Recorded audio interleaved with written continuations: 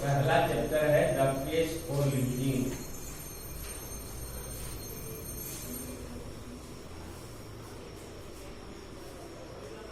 इसका C1 का हम लोगों ने लॉन्ग आंसर टाइप क्वेश्चन का 1 और 2 लिखा था। 1 ना हमने कहा था आपको कि 2 क्वेश्चन और लिखवाएंगे। अब आप चॉइस तो सामने है नहीं ना, तो आंसर देते डील करेंगे। ये दिया है इसमें C1 में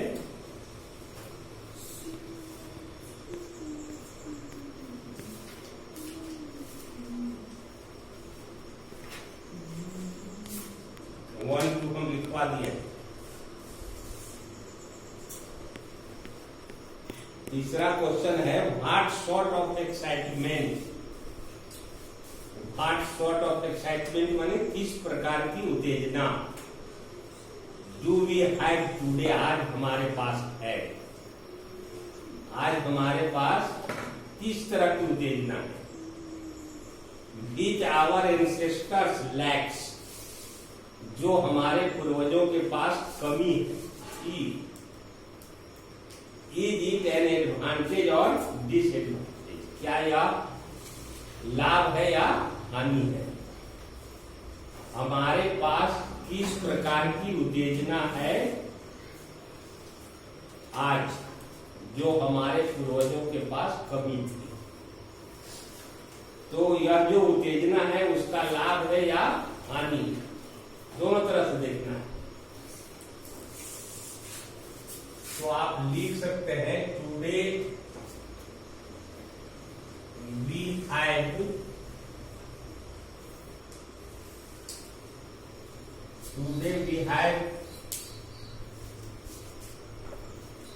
a sort of excitement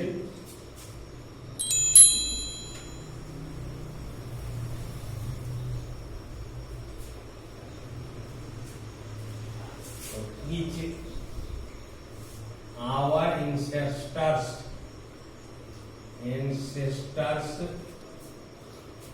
lacked.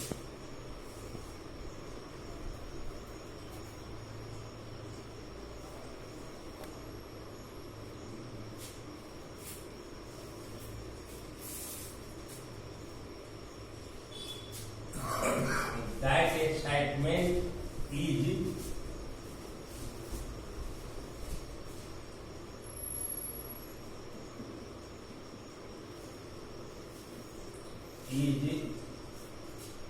to travel fast and think fast.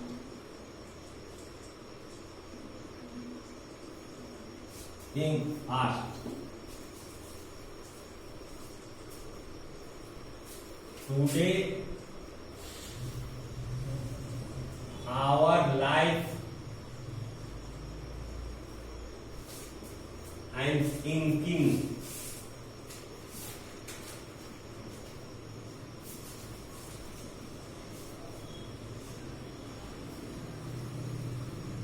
has become very fast.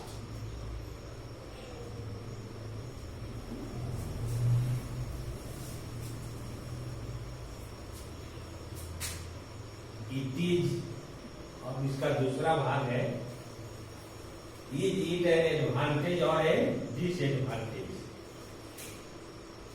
It is an advantage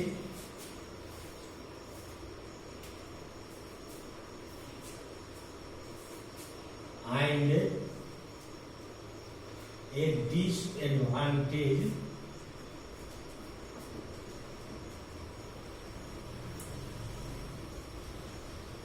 both.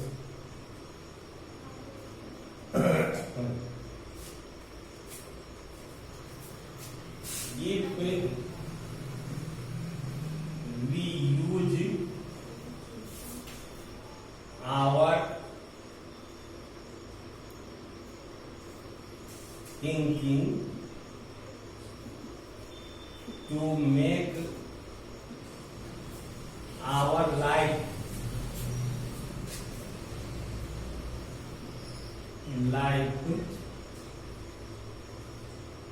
if we use our thinking to make our life comfortable,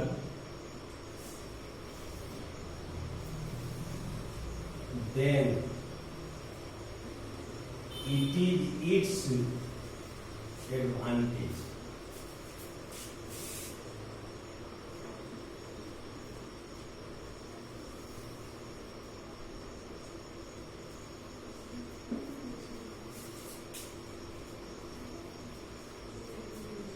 But it gives us many disadvantages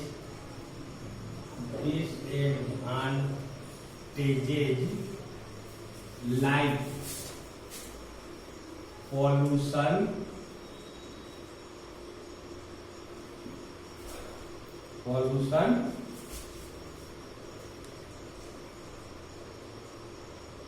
और क्या देता है problems,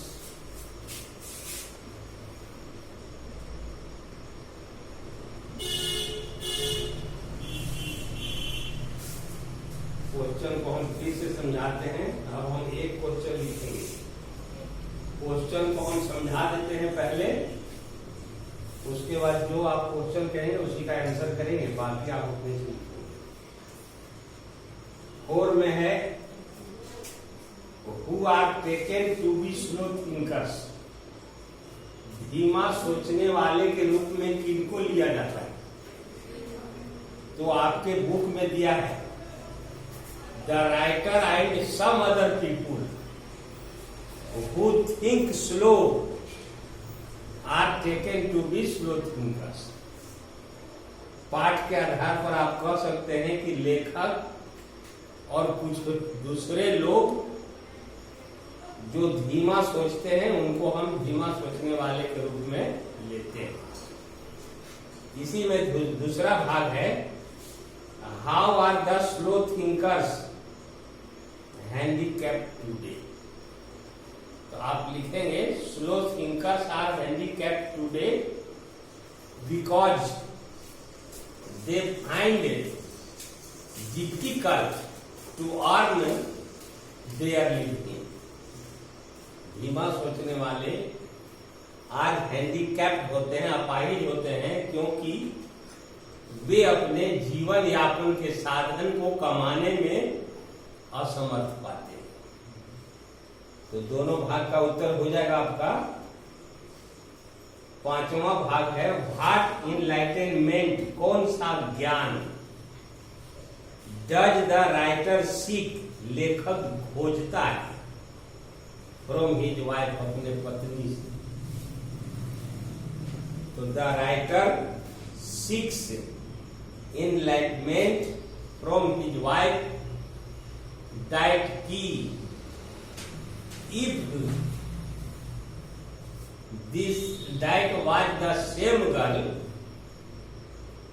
which one they saw at the beginning। लेखक अपने पत्नी से यह ज्ञान चाहता है कि क्या वह लड़की वही एक लड़की है जिसको उन्होंने शुरू में देखा था, यही ज्ञान। दूसरा भाग है व्हाट डज इट सजेस्ट, यह क्या बताता है अबाउट द प्लाइट, प्लाइट कहते हैं हाल को, ऑफ द मॉडर्न मैन, आधुनिक व्यक्ति के हाल के बारे में क्या बताता है? तो it suggests about the plight of the modern man that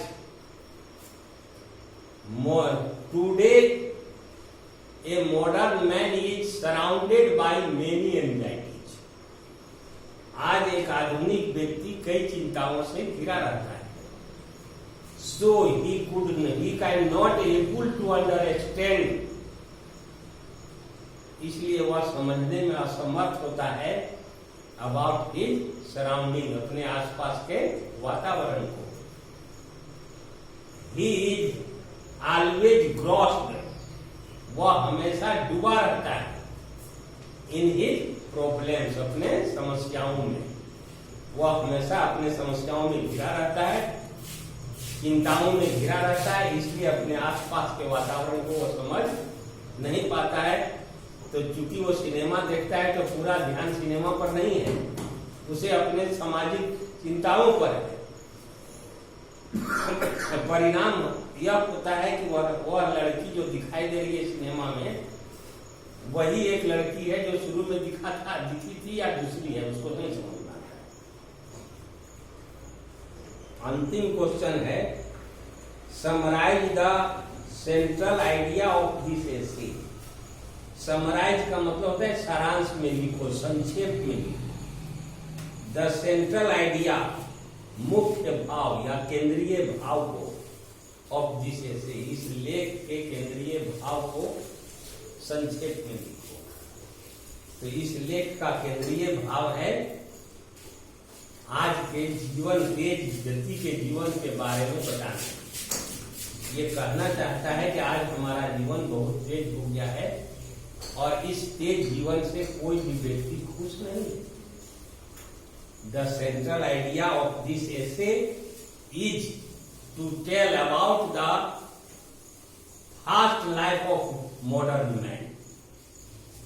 It tells us that today our life has become very fast, but no one is satisfied with his fast life.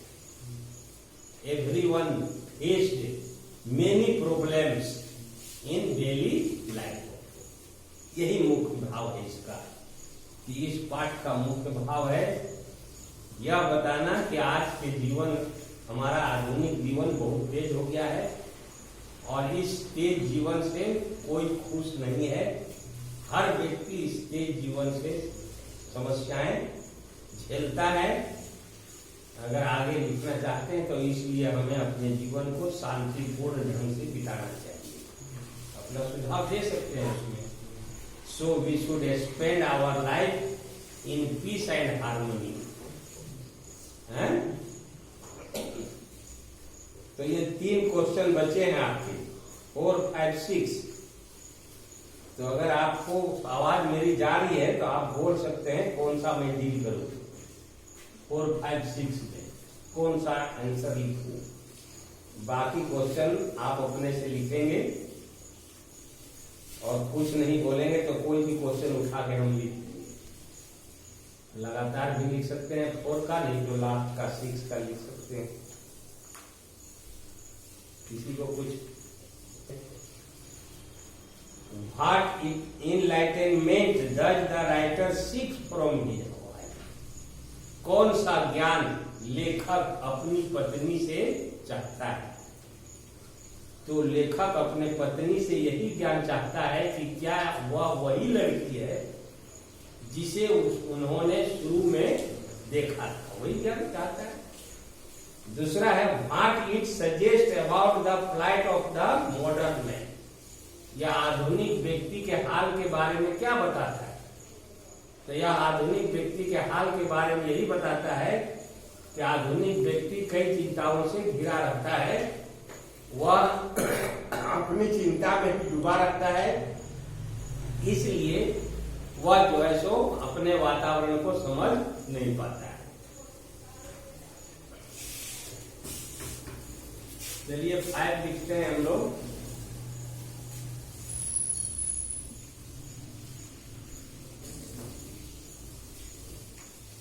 What enlightenment does the writer seek from his wife? The writer seeks enlightenment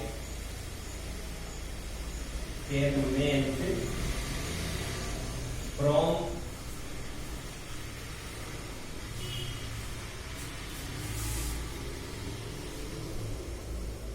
his wife that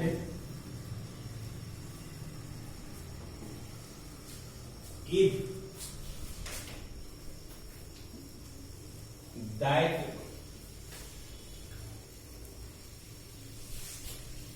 is the same girl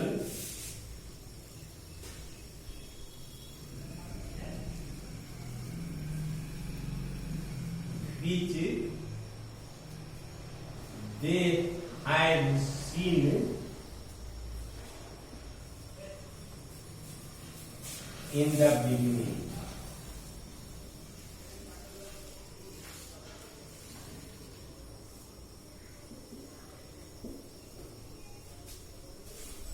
The writer seeks enlightenment from his wife that if that is the same girl which they had seen in the beginning. लेखक अपने पत्नी से ज्ञान चाहता है कि क्या वह वही लड़की है जिसे उन लोगों ने शुरू में देखा। दूसरा भाग है what does it suggest about the flight of the modern man. It suggests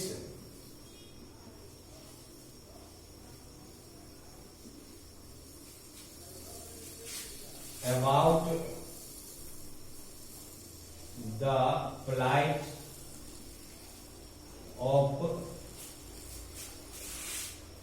the modern man that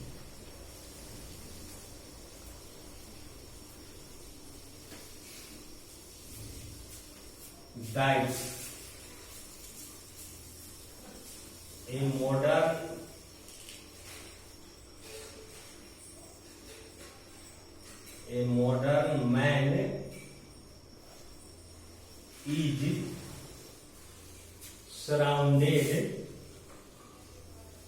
is surrounded by his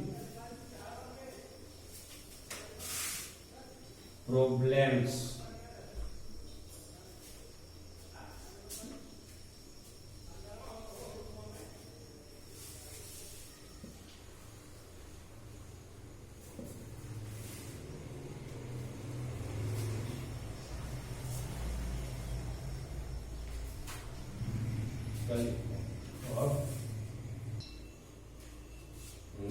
It suggests about the plight of the modern man that a modern man is surrounded by his problems, so he is unable to understand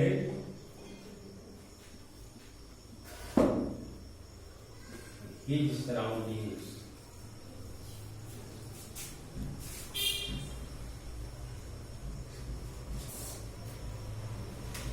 इसलिए वह अपने वातावरण को समझने में असमर्थ होता है।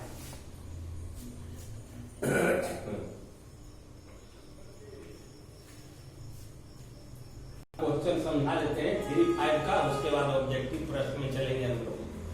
D1 में C3 का याद रखेंगे, कल हम लोग डील करेंगे।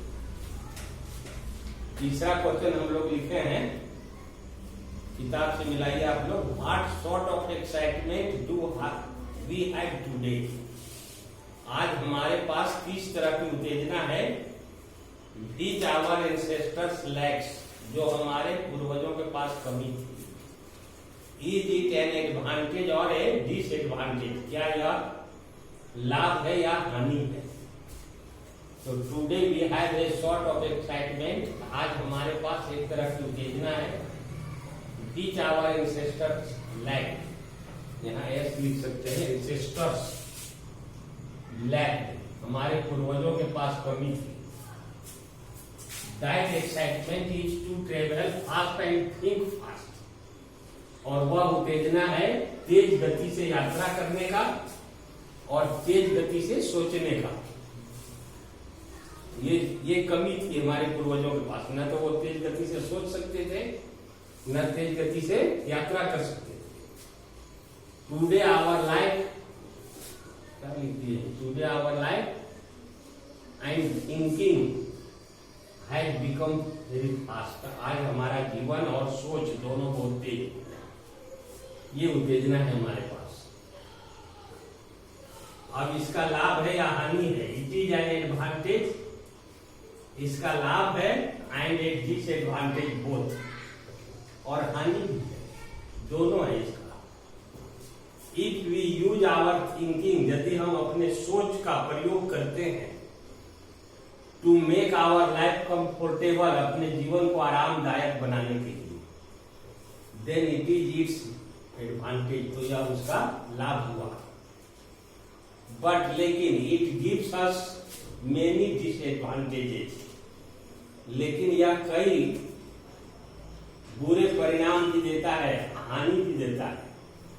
जैसे कि तेज गति के जीवन के कारण पॉल्यूशन आ गया था हमने। पॉल्यूशन में 4 तरह के पॉल्यूशन है, air pollution, soil pollution, water pollution और नॉइज पॉल्यूशन। हर तरह का पॉल्यूशन आ गया। एंड अदर प्रॉब्लम्स में जैसे है एसिड रेन, अम्ल वर्षा, ozone layer depletion, ozone layer का क्षय, डिफॉरेस्टेशन, वनों का विनाश, ये सब अदर प्रॉब्लम में आ जाएगा। तो ये सारे प्रॉब्लम हमारे तेज सोचने के कारण है। 5वां क्वेश्चन देखिए, what enlightenment does the writer seek from his wife? लेखक अपने पत्नी से कौन सा ज्ञान चाहता है?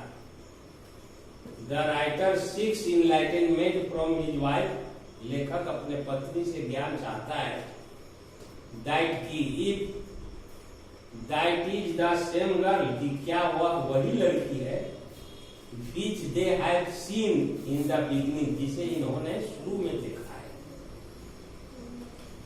यह क्या सलाह देता है आधुनिक व्यक्ति के बारे में? इट सजेस्ट, यह सलाह देता है about the flight of the modern man, आधुनिक व्यक्ति के हाल के बारे में, दैट की a modern man is surrounded by his problems, एक आधुनिक व्यक्ति अपनी समस्याओं से घिरा रहता है।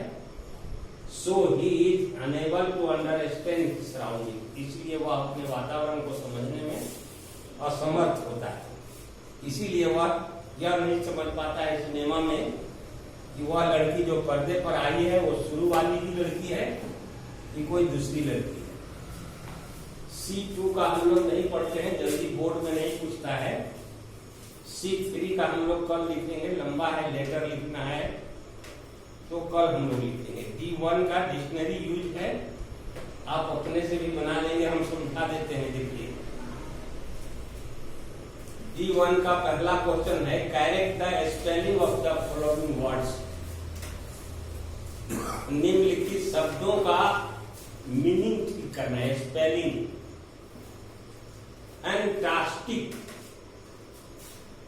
अंटार्कटिक का स्पेलिंग आपके बुक में भी दिया है और पीछे तरफ भी दिया होगा, ग्रोसरी और नोट में।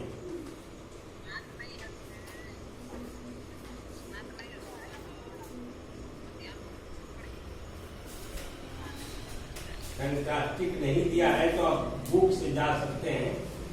इसमें जो लाइन दिया था, his wife had the fantastic notion, शुरू में दिया होगा। अंटार्कटिक का तो सही स्पेलिंग दे दिया, इसको सुधारने की जरूरत नहीं है, तो सही स्पेलिंग दिया है आपके बुक में। एंसेस्टर्स में देखिए सी होगा, ANC होगा, S नहीं होगा, खाली C एक तो सुधार दीजिए, S को हटाकर।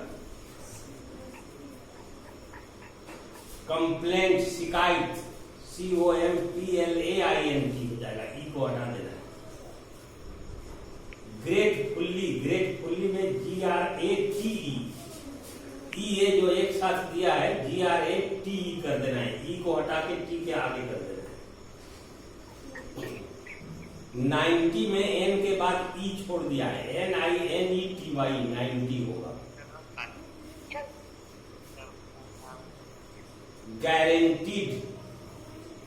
गारंटीड का स्पेलिंग सुधारेंगे, गारंटी अंदर दिया है कि टेस्ट एग्जाम में अगर बैठा दिया जाए तो पूरी गारंटी है कि हमें कम नंबर मिलेगा, ऐसा लेखक ने कहा है। अंदर से ढूंढिए। D2 में है, देखिए वर्ड फॉर्मेशन बता रहा है, शब्द बनाना है आपको। लुक एट द वर्ड्स, शब्दों को देखिए, ऑफ लैटिन और ग्रीक ओरिजिन, जो लैटिन भाषा से या तो ग्रीक भाषा से लिए गए हैं। नीचे जो शब्द दिए गए हैं या तो वो लैटिन भाषा के हैं या तो ग्रीक भाषा के हैं। एंड द वे, और ढंग को देखिए, न्यू वर्ड्स आर डिराइव्ड, कि कैसे नए शब्द बनते हैं उनसे, फ्रॉम देम, उनसे, विदाउट एडिंग, बिना जोड़े, एनी प्रीफिक्स और सुफिक्स, बिना उपसर्ग और प्रत्यय को जोड़े। हम लोग नए शब्द बनाते हैं, किसी शब्द में उपसर्ग जोड़ते हैं या तो प्रत्यय जोड़ते हैं, लेकिन ये कहता है कि इसमें कुछ वर्ड दिए गए हैं जो या तो लैटिन भाषा के होंगे या तो ग्रीक भाषा के होंगे, और उनसे नए शब्द बनाए गए। देखिए माइंड दिया है, माइंड दिमाग, उससे बना है मेंटल, मानसिक स्थिति। माइंड से मेंटल बनाया है, MENTAL। लॉन्ग से लेंदी बनाया है, जटिल। लॉन्ग माने लंबा होता है, लेंदी माने जटिल। किंग से रॉयल बनाया है, किंग माने राजा होता है, रॉयल माने राजसिक ठाट बाट वाला। जिसके राजा के समान ठाट बाट हो उसको रॉयल कर सकते हैं। ईयर्स माने कान, और ऑरल माने कर्ण प्रिय, जो कान को सुनने में अच्छा लगे। आई माने आंखें, वर्ड है। ऑकुलर का मतलब होता है आंख से संबंधित कोई चीज होना। मून माने चंद्रमा, लूनर माने चंद्रमा से संबंधित, यानी कि चंद्रमा से संबंधित। लूनर भी चंद्रमा को ही कहते हैं। सन माने सूरज, और सोलर माने भी सूरज, सूर्य से संबंधित। तो 2, 4, 6, 7 वर्ड दिए हैं जो ग्रीक या तो लैटिन के हैं, और उनसे नए शब्द बनाए गए हैं 7 लोग। अब नीचे लाइन देता है, यूज दीज न्यू वर्ड्स, ये जो नए शब्द बनाए गए हैं, इन योर ओन सेंटेंसेज, इनको अपने वाक्य में प्रयोग करना है आपको। अगर ये कठिन लग रहा है तो वाक्य बना के दिखा देते हैं, नहीं तो नहीं लग रहा है कठिन तो छोड़ दीजिए, अपने से बनाइए। एक को बना के दिखाते हैं कैसे आप बनाएंगे। इधर लैटिन या ग्रीक का ओरिजिनेट वर्ड दिया गया है। ये लैटिन वर्ड हो सकता है या तो ग्रीक वर्ड हो सकता है, अलग अलग नहीं दिया है। और इससे न्यू वर्ड बनाया गया है।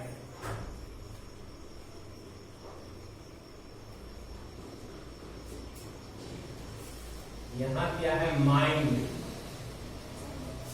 माइंड से बनाया है मेंटल। अब आपसे बात कर रहा है ये कि मेंटल से सेंटेंस बनाओ। माइंड से आपको सेंटेंस नहीं बनाना है, न्यू वर्ड जो बनाए उससे सेंटेंस बनाना है। तो use in sentences,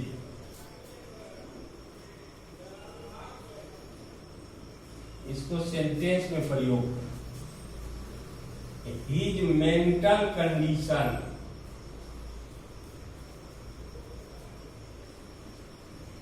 condition is not good. आप कोई भी लाइन बना सकते हैं, कोई जरूरी नहीं है कि मैंने जो वाक्य बना दिया वही चाहिए, आप दूसरा भी बना सकते हैं।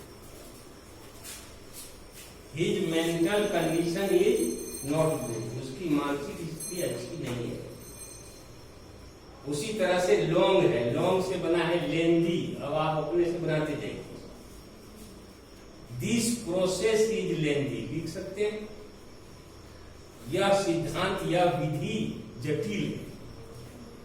टू सॉल्व द प्रॉब्लम, और आगे बढ़ाना चाहते हैं तो होगा, नहीं तो उतना भी बन जाएगा। This process is lengthy. This process is lengthy to solve the sum. इस गणित के सवाल को हल करने का यह विधि कठिन है, या केवल लिख सकते हैं दिस प्रोसेस इज लेंदी हो जाएगा। तीसरा है किंग, आप लिखते भी जा सकते हैं, हम बोलते जा रहे हैं। किंग से बना है रॉयल, रॉयल से आपको सेंटेंस बनाना है। You are looking royal indeed, you are looking royal indeed. वास्तव में आप राजसी ठाट बाट वाले दिख रहे हैं। You are looking royal indeed. Ears बने कान होता है, उससे नया शब्द बना है ऑरल, कर्ण प्रिय, जो कान को अच्छा लगे। हर वॉइस इज ऑरल,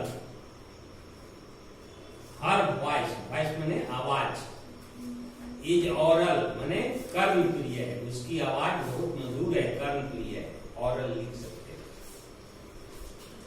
आईज से बना है ऑकुलर, ऑकुलर माने आंख संबंधी। He is suffering from any ocular disease,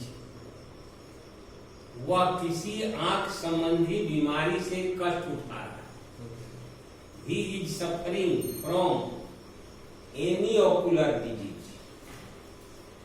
moon से बनाया गया है लूनर, लूनर का वाक्य बनाना है।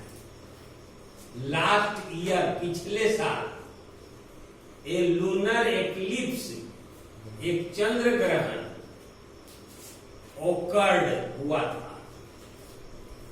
Last year a lunar eclipse, eclipse माने ग्रहण होता है, ACLIPSE। Last year a lunar eclipse occurred, OCCURED, occurred. Last year a lunar eclipse occurred, पिछले साल एक चंद्र ग्रहण हुआ था। उसी को सोलर में भी डाल सकते हैं, सन से सोलर, तो लास्ट ईयर ए सोलर एक्लिप्स ओकर्ड, ये भी बना सकते हैं। पिछले साल एक सूर्य ग्रहण हुआ था।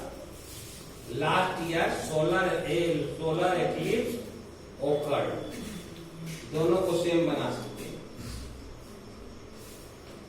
समय बचा है, 3 का क्वेश्चन आंसर देखते हैं। उसमें एक लेटर लिखना है और एक नोटिस लिखना है। बस दोनों हो जाना चाहिए। C3 का दोनों लॉन्ग क्वेश्चन है, टाइम लगेगा उसमें।